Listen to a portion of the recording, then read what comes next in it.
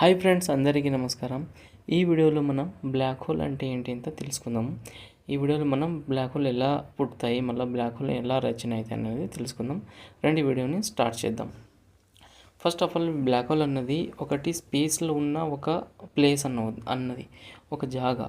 So దీంట్లో ఏమవుతుందంటే, మామూలుగా బ్లాక్ హోల్ అనేది ఏదైతే మన సూర్యుడు ఉన్నాడు కదా, ఈ సూర్యుడులాగానే ఇంకా వేరే వేరే సూర్యుడు ఉంటారు కదా మన స్పేస్లో.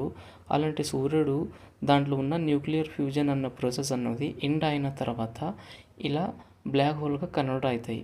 ఈ బ్లాక్ హోల్ కన్వర్ట్ అయిన తర్వాత ఏమంటే ఎలా జరుగుతుందంటే, దాంట్లో ఉన్న ప్రాసెస్ ఇది ఎక్స్టర్నల్ ఫోర్స్ ఉంటుంది కదా, గ్రావిటీ ఫోర్స్ అన్నది స్క్వీజ్ చేస్తుంది అన్నమాట స్టార్ని.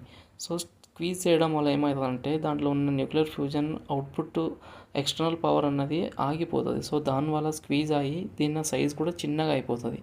అంటే లోపలనే స్క్వీజ్ అవ్వడం వల్ల స్పేస్ చిన్నగా అయిపోతుంది. దీనిది వెయిట్ కూడా చాలా పెరిగిపోతుంది. సో దాంట్లో ఏమవుతుందంటే, సూర్యుడు ఫర్ ఎగ్జాంపుల్ ఇలా అయితే స్క్వీజ్ అయిన తర్వాత ఏమంటే, దాంట్లో ఉన్న ప్రతి ఒక్క మాలిక్యూల్ ఆటమ్స్ అన్నది స్క్వీజ్ అవ్వడం వల్ల దాంట్లో ఉన్న డెన్సిటీ అనేది పెరిగిపోతుంది. సో గ్రావిటీ ఫోర్స్కి ఇట్లా అవ్వడం వల్ల ఏమవుతుందంటే, మనకు బ్లాక్ హోల్ అనేది చాలా స్ట్రాంగ్గా గ్రావిటీ ఫోర్స్ అన్నది తీసుకొని ఏ లైట్ కూడా బయట పోనీ, అది లైట్ కానీ ఇంకా వేరే వస్తువులు కానీ దాంట్లో ఉన్న గ్రావిటీ ఫోర్స్ తోటి అన్నీ సక్ చేసుకుంటుంది.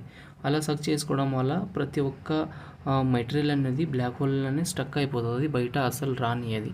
So full powerful gravity force ఉండడం వల్ల ఈ బ్లాక్ హోల్ అనేది తన చుట్టుపక్కల ఉన్న ప్రతి ఒక్క స్టార్ కానీ ఇంకా వేరే వేరే గ్రహాలు కానీ అన్నీ సక్ చేసుకొని దాంట్లో మింగిపోతుంది. సో ఇట్లా రచన అవుతుంది బ్లాక్ హోల్ అనేది.